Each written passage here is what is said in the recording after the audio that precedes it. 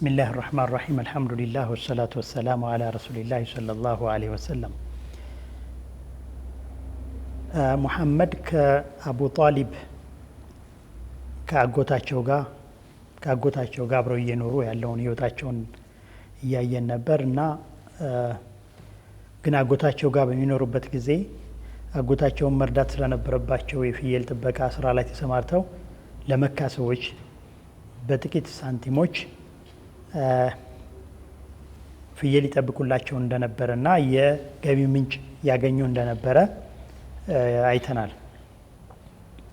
በዚህ ሁኔታ ላይ ያሉ ያው አጎታቸው ወደ ሻም ለንግድ መሄድ አሰቡ እና ወደ ሻም ለንግድ መሄድን ባሰቡ ጊዜ ሙሐመድን አብረዋቸው መያዝና የሥራ ልምድ እንዲቀስሙ ስራን እንዲማሩ ለማድረግ አሰቡ። በዚህ ሁኔታ ያው ወደ ሻም ነቢያችንን መሐመድን ያው በ13 ዓመታቸው ወይም በ12 ዓመታቸውና በዚህ አካባቢ ይዘዋቸው ሄዱ ማለት ነው። ወደ ሻም በሚሄዱበት ጊዜ ቡስረ ሻም የሚባል ቦታ እንደደረሱ እዛ አካባቢ ቤተ ክርስቲያን ወይም ደግሞ የነሳራዎች አምልኮ የሚያደርጉበት ቦታ ነበርና ከዛ የወጣ አንድ መነኩሴ ቡሃይራ የሚባል ነቢያችንን አያቸው። እንዲህ እንደሚባለው ከሆነ ያው ምንም እንኳ እነዚህ ዘገባዎች ሶሒህ ባይሆኑም ነገር ግን በየታሪክ መዛግብቶች እንደሚያወሩት ለዛ አብረዋቸው ላሉት ቃፊላዎች ዳመና እየጠለለላቸው ማለት ዳመና ለብቻቸው ከፀሐይ እየተከላከለላቸው ዛፍ ጥላ ስር እስከሚያርፉ ድረስ ይከተላቸው እንደነበረ ይሄ መነኩሴ ያስተውል ነበር እና ይሄ አስተውለቱ እዚህማ እንደዚህ ዳመና የሚንቀሳቀስለት ሰው የተለየ ሰው ነው፣ ስለዚህ እነዚህን ሰዎች ማየት አለብኝ መመርመር አለብኝ ብሎ ስላሰበ እነዚህን ሰዎች ለጋበዛቸው ማለት ነው። ዲያፋ ላይ ያደርግላቸውና ዲያፋ አደረገላቸው። በአጋጣሚ ደግሞ እነሱ ሲመጡ ሙሐመድን እቃ እንዲጠብቅ አስቀርተውት ነበር፣ እድሜው ትንሽ ስለነበር ማለት ነው። ስለዚህ ያው ከነዚህ ሰዎች ባነበበው መጽሐፍ ውስጥ በተነገረው ታሪክ ውስጥ የተነገረውን ሸخصያ ወይም ማንነት አላገኘም ቢመረምርም ማለት ነው። ስለዚህ ከእናንተ ውስጥ የቀረ ሰው አለ ወይ ብሎ ሲጠይቃቸው አዎ የቀረ አለ፣ እዛ እቃ የሚጠብቅልን በእድሜ ትንሹ ልጅ አለ ብለው ሲሉት አይ ሁላችሁንም ነው የጠራኋችሁና ሊመጣ ይገባል በማለት መልእክተኛ ላከ ለሙሐመድ። መልእክተኛውም ይዟቸው መጣ። ያው መልእክተኛው ይዟቸው ሲመጣ ያን ድሮ ያውቁ የነበረውን የእሳቸውን የሸخصያ ምልክት ከእሳቸው ላይ አየ ማለት ነው እና ሁሉንም ነገር ምልክቶቹን ለማጣራት ሞከረ። ሁሉንም ያው ረሱል አለይሂ መሐመድ ላይ ማህተም የተደረገባቸውን ከትከሻቸው ሌላውንም ነገር ካየ በኋላ ማን ነው የዚህ የሰው ወልዩ ወይም አብሮት ያለው ሰው ማን ነው፣ ወኪሉ ማን ነው በሚል ጠየቀ። አቡ ጧሊብን አገኛቸው። አቡ ጧሊብ ምን ነው ብሎ ሲጠይቃቸው አባቱ ነኝ አሉት። ያው አባቱ በህይወት ሊኖር አይችልም፣ ስለዚህ ትክክለኛውን ንገረኝ አላቸው። እሳቸውም አዎ እኔ አጎቱ ነኝ፣ እኔ ነኝ አሳዳጊው ወኪሉ በማለት መለሱለት። አዎ አሁን በትክክል ነግረኛል፣ ስለዚህ ከዚህ ውጪ ወደ ሻም ልትወስዱ አይገባም፣ አይሁዶች እና ሮማዎች ምልክቱን አይተው ሊያጠቁት ስለሚችሉ ይህን ልጅ ከዚሁ ጀምሮ ከዚሁ መመለስ ይኖርብሃል በማለት አስጠነቀቃቸው ማለት ነው። አቡ ጧሊብን አብሯቸው የነበረውን ቃፊላ ይዘው ወደ መካ ተመለሱ ማለት ነው እና ያው አቡ ጧሊብ ይሄ ሲነገራቸው በጣም ደንቋቸዋል። ያው ምንም እንኳ ያው አቡ ጧሊብ ረቂቅ የነበሩ ማለት ወሳኝ ያልነበሩ በራሳቸው ስለነበሩ ያው ፊነሃያ መጨረሻ ላይ ያው በነቢያችንም ወደ አላህ መልእክተኛ አድርጎ ከላካቸውን በኋላ ሊያምኑ አልቻሉም ማለት ነው እና እዚህ ጋር ሙሐመድ በቀን በቀን ያው ታዋቂነታቸው ወይንም ደግሞ የእሳቸው ባህሪ ሰዎች ማወቅ ያዙት ማለት ነው። ባህሪያቸው ጥሩ መሆኑን፣ ታማኝ መሆኑ፣ እዝነታቸው፣ ታማኝነታቸው፣ ፍቅራቸው መታወቅ ያዘ ማለት ነው፣ ጎለበተ እና እንደዚሁ ታዋቂ ሆኑ ማለት በመልካም ስነ ምግባራቸው። አላሁ ስብሓነሁ ወተዓላም ደግሞ ከልጅነታቸው ጀምሮ ያው በወጣትነታቸው ወጣቶች ሊሳሳቱባቸው የሚችሉ ነገሮችን ደግሞ ጠበቃቸው። ሐቂቃ ያው ወጣቶች በተለያዩ ነገሮች ይታለላሉና ወጣቶች ከሚታለልባቸው ነገር ጠበቃቸው። ሀታ ከዘፈንና ከጨዋታ ዘፈንና ጨዋታ እንዳይሳተፉ አደረጋቸው ማለት ነው። እንዲሁ ደግሞ መጠጥ ነበር በብዛት የዛ ሀገር የእሳቸው ሀገር ሰው የሰመጠው። እሳቸው መጠጥን በህይወታቸው ቀምሰው አያውቁም። እንዲሁ ከሴት ጋር ያለውም ግንኙነት ልቅ ነበረ እና ሌሎቹ ነቢያችንን መሐመድን ግን ከዚህ ጠብቆ ነው አላህ ያሳደጋቸው። ይልቁንም በዚህ እድሜያቸው ወደ ጫካ ወደ ተራራ በመሄድ የአላህን ታላቅነት የሚገመግሙበትና የሚያዩበትን ይሰጥሙ ነበር፣ ያንን ነገር በማየት ማለት ነው። እና በዚህ ምክንያት ያው ሙሐመድ ታማኝነቱ ታላቅነቱ እየጎለበተ መጣ ማለት ነው። እና በዚህ ሰዓት ነበር እንግዲህ የተለያዩ የህይወት ውጣ ውረዶች የገጠሟቸው ነቢያችንን አለይሂ ሰላቱ ወሰላም። ምን ገጠማቸው? በ14 ወይም በ15 ዓመታቸው በአካባቢያቸው አንድ ጦርነት ተፈጠረ ማለት ነው። እና አንድ ከቀይስ የሆነ ጎሳ አንድ ሰው ተገደለ ማለት ነው። በቁረይሽ ሐሊፍ በሆነው አንድ ጎሳ በአሽሁረል ሑሩም ማለት መገዳደል፣ ደም መፋሰስ ሐራም በሆነበት በአራቱ ወራቶች አንዱ በሆነው ወር ውስጥ አንድ ሰው በዙልም ተገደለ ማለት ነው። ቀይስ ከሚባለው ጎሳ የሆነ ሰው ተገደለ እና ያኔ እነዚህ ቀይሶች ቀይስ ከሚባል ጎሳ የሆኑት በዚሁ ወር መካ ቁረይሾችንና ያን የገደለውን ሰውዬ የቁረይሽ ሐሊፍ ሒልፍ የነበራቸውን ሰዎች ጦርነት ጀመሩ ማለት ነው። ይሄ በ14 ወይም በ15 ዓመታቸው የተፈጸመ ገጠመኝ ነበርና በዚህ ጦርነት ውስጥ ይሄ ጦርነት አግባብ የሌለው ጦርነት ነው፣ የዙልም ጦርነት ነው። ምክንያቱም በአሽሁረል ሑሩም የሚደረግ ጦርነት ስለነበር ማለት ነው። እዚህ ጦርነቱ ይሄን ጦርነት አሳይቷቸዋል ማለት ነው አላህ ሱብሓነሁ ወተዓላ። በዚህ ጦርነት ጊዜ ነቢያችን የነበራቸው ተሳትፎ ምንም አልነበረም። ምናልባት የአጎቶቹንና የዘመዶቹን የሚወረወርባቸውን ቀስት የመልቀምና ለነሱ የማቀበል ስራ ሰርተው ነበር። ይህም ማለት ከጎሳዎቹ ላይ የሚደረግን የመከላከል ነገር እንጂ ማጥቃት ላይ አልተሳተፉም ነበር ማለት ነው ነቢያችን አለይሂ ሰላቱ ወሰላም። ይሄ እንግዲህ በ14 እና በ15 ዓመት የሙራሂቅ እድሜ ላይ ያሉ የተፈጸመ ነው እና የዙልምንና የዛሊምን የተበዳይነትንና የበዳይነትን በጎሳዎች መካከል የነበረን የዘረኝነት ወይም የጎሰኝነት መንፈስን ያዩበትና አደገኛነቱን ያዩበት ኢቨንት ነበረ በዚህ በ14 እና በ15 ዓመታቸው። ይሄ ጦርነት ይሄ የሚደረገው ጦርነት በአሽሁረል ሑሩም እየተደጋገመ እየተነሳ ለ4 ዓመት ያክል ቆይተዋል እና በዚህ 4 ዓመት ውስጥ ብዙ ነገሮችን ብዙ የመዘላለሞችን ለማየት ችለዋል ማለት ነው። የጎሰኝነትና የዘረኝነትን አስከፊነትም የተማሩበት ሁኔታ ነበረ ማለት ነው በዚህ ሁኔታ እና በ19 ዓመታቸውና 20 ዓመታቸው አካባቢ ሲደርሱ ደግሞ ሌላ አንድ አጋጣሚ ተፈጠረ ማለት ነው። ይህም አጋጣሚ ያው ይሄ ጦርነት በድርድር በመጨረሻ በድርድር ሰው መሀላቸው ገብተው ይሄ የ4 ዓመቱ ጦርነት እንዲያቆም ተደርጓል።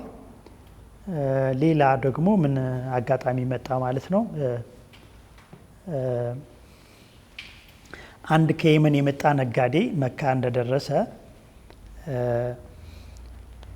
አስ ኢብኑ ዋኢል የሚባል የቁረይሽ ትልቅ ባለስልጣን እቃ ገዛውና የገዛውን እቃ ሳይከፍለው ቀረ እና ያኔ እንዴት እኔን የሚረዳኝ የለም እርዱኝ እያለ መጮህ ጀመረ። ያ ሰው እንግዲህ መካ ነው ሀገሩ። ከዚያ የሚረዳው ሰው እሱን የሚጠይቀው ሰው ሲያጣ ተራራ ላይ ወጣና ጀበሉ አቡ ቁበይስ የሚባለው ተራራ ላይ ወጥቶ መጣራት ጀመረ። የዚህ ሀገር ሰዎች የታላቸው? ምክንያቱም የዚህ ሀገር ማለት የተለየ ክብር የሚሰጠው ሀገር፣ የተለየ የካዕባ ያለበት ሀገር፣ ሀገሪቷን ከጠላት አላህ የሚጠብቅበት ሀገር ማለት ከአብርሃ የተጠበቀ ሀገር፣ እንዴት እዚህ ሀገር ላይ ዙልም ይሰራል? በእኔ ላይ እንደዚህ አይነት በደል እንዴት ይደርስብኛል? በማለት ነበር የጠራቸው። ሲጠራቸው ያው እንግዲህ የሀገሩ ታላቅነትን አላህ በቁርአን ላ ኡቅሲሙ ቢሃዘል በለድ እያለ በለዱል አሚን ተብሎ የተጠራበት ሁኔታ ነውና ስለዚህ ያው ይህንን ጥሪ በጠራ ጊዜ ተሰባሰቡ። የመካ ቁረይሾች ታላላቅም ሰዎች ተሰባሰቡና ምንድን ነው የተደረገው? ያው እንትኔን ገንዘቤ ሊሰጠኝ የገዛብኝን ገንዘብ ሊሰጠኝ አልቻለም በማለት ተናገረ። እንግዲህ የዚህ ዙልም ማለት ያን የሚያስመልሱት ሰው አልነበረም። በእርግጥ ግን ሰውየው የጠራበት ሰዎቹን የቀሰቀሰበት ሁኔታ ከባድ ቅስቀሳ ስለነበረ ያኔ ከአስ ኢብኑ ዋኢል ያንን እንትን አስመለሱለት እና በዚህ ኢቨንት የተነሳ አንድ የሆነ ስምምነት ተደረሰ። በመካም ሆነ በመካ ዙሪያ ማንም ሰው ቢበደል ከተበዳይ ወገን ሆነን በዳይን ወገን እንዋጋዋለን የሚል አንድ ስምምነት ተፈራረሙ ማለት ነው። ይህም ስምምነት ሕልፉል ፈዱል ወይም ሕልፉል ፈዱል ይባላል ማለት ነው። እና እዚህ ሐልፍ ወይም እዚህ ስምምነት ውስጥ ረሱል አለይሂ ሰላቱ ወሰላም ነበሩበት። ይህንን ስምምነት ሁሌ ነቢያችን አለይሂ ሰላቱ ወሰላም ቆይቶም በብዙ ዓመታት ልዩነት ከተላኩም በኋላ ያነሱት ነበረ። በአብደላህ ኢብኑ ጃዕድ ቤት የተደረገውን ሕልፍ ወይም ስምምነት አሁንም ደግሜ ብጠራ ስምምነት ውስጥ ገብቼ ይፈራረማለሁ ይላሉ ነቢያችን አለይሂ ሰላቱ ወሰላም። እና ምንድን ነው ሁሌም ዛሊሞችን ከዛሊምነታቸው እጅ ለመያዝ መስራት እንዳለብን ያው በ20 ዓመታቸው በ19 ዓመታቸው ነቢያችን የተስማሙትን ስምምነት ሁሌ እያነሱት ይኖራሉ። መጨረሻም እንሱር አኻከ ዛሊመን አው መዝሉማ የሚለውን ይህን አቋም ያው መርህ ሁልጊዜ እንድንጠቀመው ያው ዛሊምን እና ተዞላሚን እርዳቸው የሚለው ያው የነቢዩ አለይሂ ሰላቱ ሰላም ሰሃባዎች እሺ ዛሊምን መዝሉምን የምንረዳበትን እንዴት እንደሆነ እናውቃለን፣ ዛሊምን ግን እንዴት አድርገን እንረዳዋለን ሲሏቸው አይ ዛሊምን ደግሞ እጁን በመያዝ እንረዳዋለን፣ እንዳይበድል እንረዳዋለን በማለት የተናገሩትን አቋም ወይም መርህ ሁልጊዜ እንግዲህ እስካሁን ይዘልቃል ማለት ነው። ሁሌ ሙስሊሞች መሆን የሚጠበቅባቸውም ያው ነቢያችን በ19 በ20 ዓመታቸው የሆኑትን ኋላም ደግሞ ያንን ነገር አጽድቀው ወይም በጥሩ ጎኑ ሁሌ ያነሱት የነበረውን ዛሊሞችን ለማንበርከክ ተበዳዮችን ለመርዳት ያደረጉትን ስምምነት ሁሉም ሊያጸድቀውና አብሮ ደግሞ ይህንን ሊሰራ ይገባል ማለት ነው። ይሄ በዳይን መከላከል ተበዳይን መርዳት ከድሮ ጀምሮ ያለ ነገር ነው ማለት ነው። ምንም እንኳ ሙሽሪኮች እና የመካ ቁረይሾች እንሱር አኻከ ዛሊመን አው መዝሉማ ወይም ደግሞ ዘረኞች ጎሰኞች ወንድምህን ወይም ዘርህን ዛሊምን በሆነበት ጊዜ መዝሉምን በሆነበት ጊዜ እርዳው የሚለውን መርህ የቀየረና በተግባርም ደግሞ ያሳዩ ያሳዩበት ስለሆነ ይህን ሁሌ እያነሱት የሚያደንቁት ነበር ስምምነቱን ማለት ነው። እና በዚህ ሰዓት እንግዲህ የመካ ቁረይሾችና ሌሎችም ጎሳዎች ይህን ስምምነት አድርገዋል ማለት ነው። በዚያን ሰዓት ይህ እንግዲህ ያ ሙሽሪኮች የሚያደርጉት ስምምነት ነው። እንግዲህ ሙስሊሞች ደግሞ ምን ያክል ይህን ስምምነት ሊያከብሩና በተግባር ሊያሳዩ እንደሚገባ የሚታይበት ነው ማለት ነው። እና ይህንን ዛሊምን የምንከላከልበት እንዲሁ ደግሞ መዝሉምን የምንረዳበት የሚለውን ስምምነት ሁሉም አክብሮት እንዲኖርና በየሁሉም ጊዜ በሚያጋጥመው አጋጣሚ ሁሉ አንድ አይነት አጋጣሚ አይደለምና ሰዎች እንዲተገብሩት የተደረገበት ነው ማለት ነው። ይሄ ስምምነት ሲስማሙ በዛም ውስጥ ትልልቅ ባለስልጣን ያልሆኑ ተራ ሰዎች አሉ። እውነትም ባለስልጣንም ቢሆን ሲባባሉ አይ ባለስልጣንም ቢሆን እንዋገዋለን እናንበረክከዋለን በሚል ነው የተስማሙትና ይሄ ለረጅም ጊዜ ማለት ዝንተ ዓለም ሁሌ የሚጠቀስ ነገር ነው ማለት ነው። እንግዲህ ነቢያችን አለይሂ ሰላቱ ወሰላም በዚህ እድሜያቸው ማለት ይህን እድሜ ሲስማሙ የ19 ዓመት ወጣት ናቸው። በዚህ ሰዓት በጥሩ ባህሪያቸው የሚታወቁበትና እንዲሁ ደግሞ የጎሳዎቻቸው ወይም ደግሞ የህዝባቸው መጥፎነት በደንብ በግልጽ የታየበት ያንን መጥፎነት ለማስወገድ ደግሞ ምን ማድረግ እንዳለባቸው ከራሳቸው ጋር የሚሞግቱበት ሰዓት ላይ ነውና በመጀመሪያ ግን እሳቸው ራሳቸው ጥሩ ሰው ሆነዋል። ከልጅነታቸውም ጀምሮ ያደጉበት አስተዳደግም ወደዛ የሚጋብዝ ስለነበረ ባህሪያቸው በጣም ጥሩ ነገሮችን የሚመክሩ ከሰዎች ጋር የሚግባቡ በቃ ጥሩ የሚባለውን ሁሉ የሚያደርጉ ስነ ምግባራቸው ጥሩ ሰው የሚያስብል ደረጃ ላይ የደረሱ ናቸው። በተለይ ሁለት ዋና በህዝብ የሚታወቁበትና የሚገለጹበት ባህሪ ነበራቸው።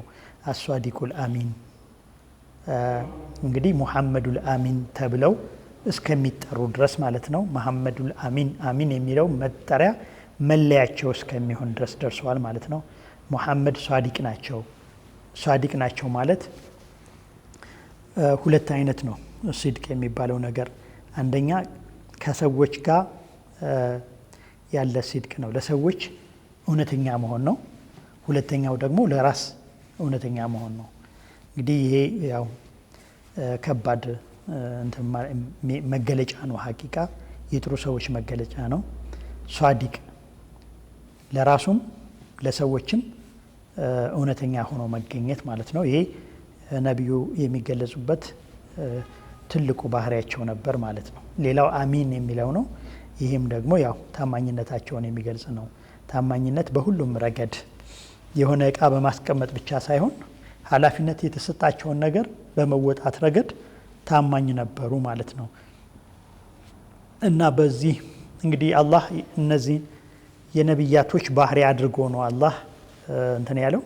እሳቸውም ሷዲቁል አሚን ተብለዋል። ዩሱፍን በሚገልጽበት ጊዜ አላህ ሐፊዙን አሊም በማለት ገልጾታልና ሐፊዙን አሊም በመሆኔ የግምጃ ቤት ኃላፊ ብደረግ ስራውን ልወጣው እችላለሁ እንዳሉት ማለት ነው። ሐፊዙን አሊም ነኝ አላህ አድርጎኛል በማለት ማለት ነው። ስለዚህ ሐፊዙን አሊም አሷዲቁል አሚን ከሚለው ጋር አብሮ የሚሄድ ነው። ይሄ አንድ ትልቅ ነቢይ መገለጫ የነበረ ነው። ሙሳም ደግሞ ቀዊዩን አሚን ተብሎ ተገልጸዋል። ሙሳም እንደዚሁ ይሄ ልዩ ባህሪው የነበረበት ነው። እንግዲህ ያው ለሹዓይብ ጋር በሚገናኝበት ጊዜ የልጅቱ ምስክርነት የሹዓይብ ልጅ የመሰከረችለት ምስክር ነው። ብርቱ ነበረ፣ ታማኝ ነው በማለት የገለጸችው ማለት ነው። እና ነቢያቶች በዚህ አይነት ባህሪ መገለጽ ሲጀምሩ የሆነ ኃላፊነት ለመሸከም ዝግጁ ናቸው ማለት ነው። እና ነቢያችንም ሙሐመድ አለይሂ ሰላቱ ወሰላም ሷዲቁል አሚን ነበሩ። ይህ ስማቸው በቃ በደንብ ተሰራጨ። ሀቂቃ የመካ ሰው አወቀው። የመካ ሰዎች በሙሉ አሷዲቁል አሚን ሙሐመዱል አሚን እያሉ መጥራት ጀመሩ ማለት ነው። እና ይህን በጠሩበት ጊዜ ነው በዛን አካባቢ የነበረች አንዲት ታዋቂ ሴት የንግድ ስራዋን እንዲያሳልጥላት ነቢዩን አለይሂ ሰላቱ ወሰላም ወደ ስራ አይጋብዘችው ማለት ነው። እና ይቺ ሴት ኸዲጃ ትባላለች። ኸዲጃ በመካ ውስጥ ሴቶች ነጋዴ መሆናቸው ሬር ነው ማለት ሁሉም ሴቶች ነጋዴዎች አልነበሩም። አብዛኛውም ሴቶች የቤት እመቤቶች ናቸው። ነጋዴዎቹ ባሎቻቸው ናቸው። ለረጅም ጉዞ ስለሚያስፈልገው ንግዱ እቃ ማምጣቱ ረጅም ጉዞ ስለሚያስፈልገው፣ ግን ኸዲጃ ግን ነጋዴ ነበረች። ቢማዕነል ከሊማ በጣም ነጋዴ፣ ሀብታም፣ ከበርቴ ነበረች እና እሷ ብቻ ሳትሆን እህቷ ሀላ የምትባለውም እንደዚሁ ነጋዴ እንደነበረች ታሪክ ይዘግባል። ስለዚህ ቤተሰቡ ኸዲጃና የኸዲጃ ቤተሰብ ሴቶችም እንኳ ነጋዴዎች እንደነበሩ ያው ታሪክ ይነግረናል ማለት ነው። ይሄ እንግዲህ ለሌሎች ሴቶች የሆነ ትምህርት ሊሆን የሚችል ነገር ነው ማለት ነው። ሴቶች በንግድ ላይ መሰማራታቸው እንግዲህ እቺ ሴት ነጋዴ ስለነበረች እናታችን ኸዲጃ ኋላ እናታችን የሆኑት ማለት ነው ነጋዴ ስለነበረች ንግዷን ከቁረይሾች ጋር አብራ የሆነች ሰዎች እያደረገች እየላከች እያስመጣች እየላከች ነበር የምትኖረውና እንግዲህ በዚህ ይህን ስራ እየሰራች በነበረችበት ጊዜ ይህን ስራ ይበልጥ ሊያጎለብትላትና ይህን ስራ አትራፊ ሊያደርግላት የሚችል ሰው በሚፈልግበት ሰዓት ነው እንግዲህ የሙሐመድ እንትን ታላቅ አኽላቅ ወይም ስነ ምግባር በጣም እየተወራ መካን እንትን ያለው ማለት ነው ናኛው እና በዚያን ሰዓት ሙሐመድን እዚህ ስራ ላይ ለማሳተፍና ከዛ ጥቅም ማግኘት ፈለገች ማለት ነው ከሙሐመድ አሰርታ ማለት ነው። ስለዚህ በዚህ ምክንያት ያው ነቢያችንን ለስራ ጋበዘቻቸው።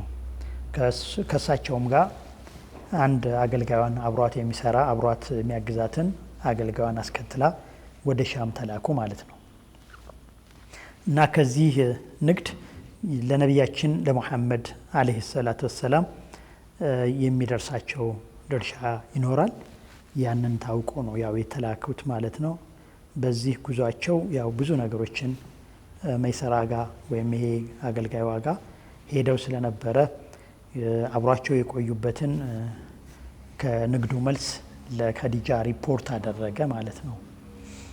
እንግዲህ ያው ሲመለሱ ሙሐመድ ሲመለሱ በጣም አትራፊና ያልተጠበቀ የሆኑ በጣም ካሁን በፊት አግኝታ የማታውቀውን እንደገና ደግሞ የንግድ ማኔጅመንቱ ወይም አስተዳደሩ ቆንጆ ስለነበረ ኸዲጃ በጣም ተደነቀችባቸው ማለት ነው። እንዲሁ በመንገድ ላይ ያጋጠሟቸውን የሰሯቸውን ያዩቸውን ያየውን መልካም ነገር ደግሞ አገልጋዩዋ ለሷ ሪፖርት አድርጎ ስለነበረ የሙሐመድ መሐባ ወይም ደግሞ የሙሐመድ ፍቅር ውስጧ መግባት ጀመረ ማለት ነው። ምክንያቱም ያው ጥሩ አጋጣሚ ነው። ኸዲጃ በዚያን ሰዓት ከዚያ በፊት 2 ባሎችን በማግባት የወለደቻቸው ልጆች ነበሩ፣ ግን በዛን ሰዓት ባል አልነበራትምና ስለዚህ ሙሐመድን በንግድ መገናኘት ብቻ ሳይሆን የትዳር ጓደኛ ብታደርጋቸው እንደምትጠቀም ማለት ብዙ ጥቅም እንደምታገኝ ስለተረዳች በቀጥታ ሙሐመድን ያው ለትዳር እንደምትፈልጋቸው አሳወቀቻቸው ማለት ነው ኸዲጃ። እንግዲህ ያው ይሄ በመካ ማህበረሰብ ዘንድ ከባድ ነበር፣ አንድ ሴት ለትዳር ወንድን መጠየቅ ማለት ነው። እንግዲህ ይሄ የተደረገበትን ዘመን ከ1000 ዓመት በፊት ደግሞ በጣም ጥብቅና ጥንቁቅ የሆኑ ማህበረሰቦች ዘንድ ሴቶች የሆነ የሚወስኑትን ነገር ማድረግ የማይችሉበት ማህበረሰብ እዚያ ውስጥ ሆኖ ይህን ማድረግ በጣም ከባድ ነበር። ግን የነበራት የሙሐመድን ያመነችበት እምነት እና ደግሞ ውስጧ ያሳደረባት ጫና ተጽዕኖ ይህንን እንድታደርግ አስገድዷታል ማለት ነው።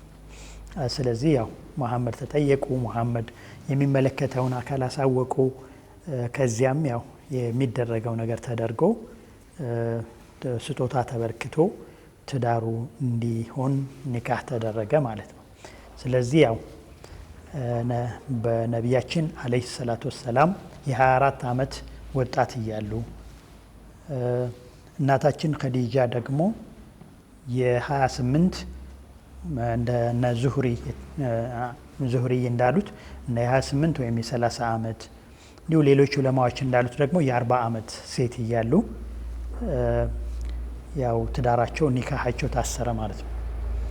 እንግዲህ ያው ኸዲጃ በጣም ታማኝ ጥሩ ነጋዴ፣ ጥሩ ጸባይ፣ ንጹህ የሆነች እንደውም ከማግባቷን በፊት ጧሂራ ተብላ የምትጠራ ማለት ንጽህናዋ እየጠበቀች ተብላ የተጠራች ዝነኛ ምርጥ ሴት ነበረች እና በዚህ ምክንያት ያው ብዙ ሰዎች የመካ ሰዎች ቁረይሾች ባለሀብቶች ጠይቀዋት፣ ነገር ግን ለሷ የሚሆናት ሰው ስላላገኘች ሁሉንም እንዲሁ ደግሞ እንትን ብላ ማለት ሁሉንም አልቀበልም ብላ እሷ የመረጠችውን ሰው ግን ማለት ለትዳር ይሆነኛል ያለችውን ሰው ወደ ትዳር ጋብዛው ያው ኦልሬዲ ኒካህ ታሰረች ማለት ነው።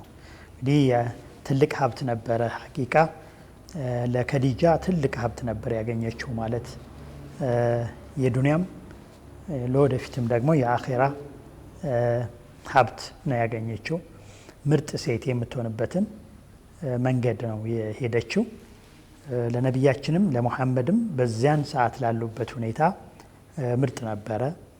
ለወደፊትም የሚኖራቸው የዳዕዋ ህይወት ጥሩ የሚሆን ጥሩ አጋዥ ነበረችና አጋዥ የምትሆናቸውን ሴት ነበር የመረጡት ማለት ነው። እንዲህ የእድሜ ልዩነት ሳይገድባቸው ነገር ግን የተለያዩ ጥቅሞችን በማየት